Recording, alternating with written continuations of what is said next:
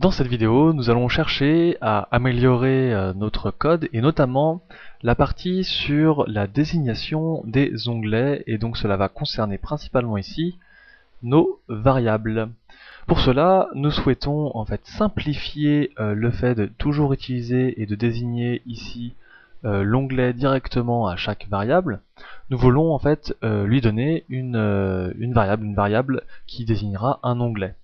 Pour cela, rien de plus simple, nous allons créer ici une nouvelle variable et nous allons donc commencer par dim comme il est d'habitude pour créer une variable, et nous allons créer ici ws comme diminutif de worksheet et ici saisie pour finalement identifier l'onglet saisie. Donc ici, ce n'est plus as string comme chaîne de caractères, mais c'est as worksheet, mais attention, la petite subtilité, c'est worksheet sans S. Cette variable, du coup, permettra d'identifier un onglet. D'accord? Donc, pour faire cela, ici, nous allons donc identifier l'onglet saisi et rattacher l'onglet à la variable ws saisie. Pour cela, il faut utiliser set. Le nom de la variable égale, et ici, tout simplement mettre le worksheet comme nous l'avons fait juste en dessous d'ailleurs. Hop, et donc comme ceci.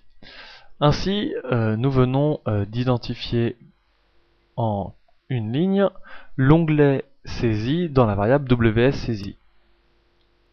Quel est l'intérêt de cela? L'intérêt ici est tout simplement de déterminer dans ces variables, ici, les onglets dont nous aurons besoin dans notre code, et de les identifier en tout début de code. Ainsi, si je ne sais pas pour quelle raison, mais dans notre fichier nous copions certaines données dans un autre onglet pour plus de facilité et plus de lecture, nous n'aurons pas besoin d'aller sur chaque variable et de changer ici l'onglet et de mettre autre chose que saisie ici, mais nous aurons besoin juste de redéfinir plutôt la variable ici. Donc, ce qui veut dire que dans l'identification là des variables non clients, date de facturation, etc., il faut donc remplacer le worksheet saisi par le ws saisi. Pour cela, on peut procéder de cette manière, ou alors tout simplement faire un bon vieux copier-coller qui marchera à tous les coups.